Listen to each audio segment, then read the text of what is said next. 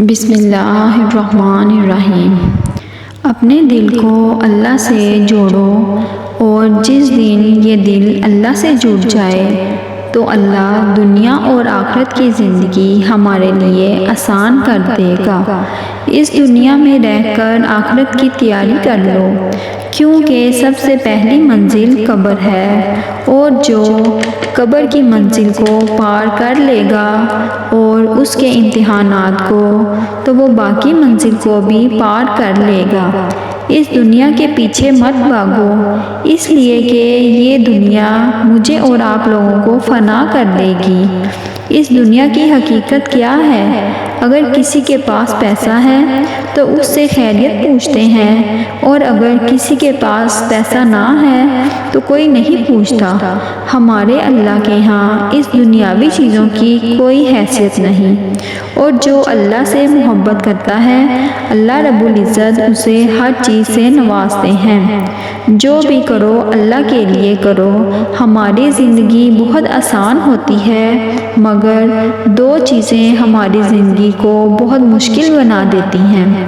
پہلا دکھلاوا، اور دوسرا دنیا والوں کو راضی کرنا۔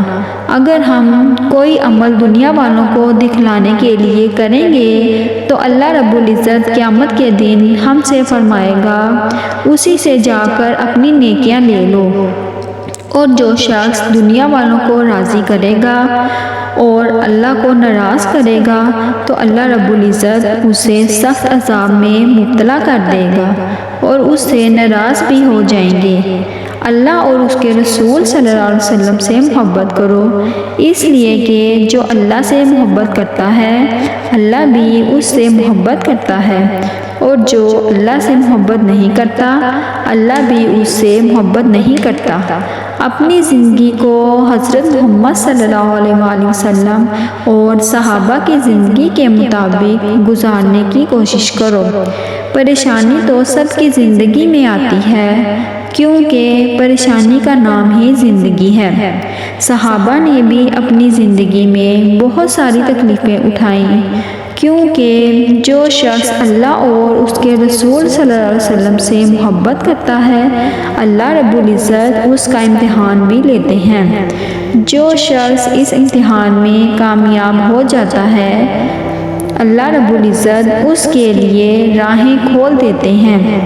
اللہ سے مانگو کہ اللہ ہمیں آپ کے سوا کسی کا محتاج نہ بنا۔ اگر آپ اس دنیا میں کسی انسان کے محتاج بنو گے اور اگر وہ آپ پر احسان کرے گا تو بعد میں احسان بھی جتلائے گا۔ اپنی زندگی میں کسی پر بھروسہ کرو، لیکن کسی کے بھروسے زندگی مت گزارو۔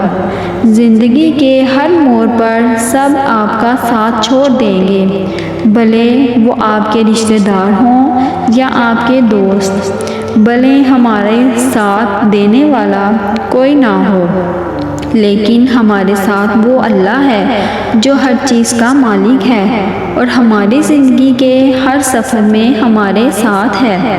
اپنی زندگی کی دکھ درد تکلیفوں کو اللہ سے بیان کرو، کیونکہ وہ سننے والا اور تمام تکلیفوں کو دور کرنے والا ہے۔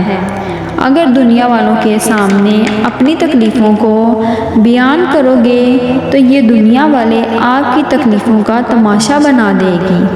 اگر آپ کو میری بات سمجھ آئے تو عمل ضرور کریے گا، اور مجھے دعاؤں میں یاد رکھیے گا۔ جزاک اللہ۔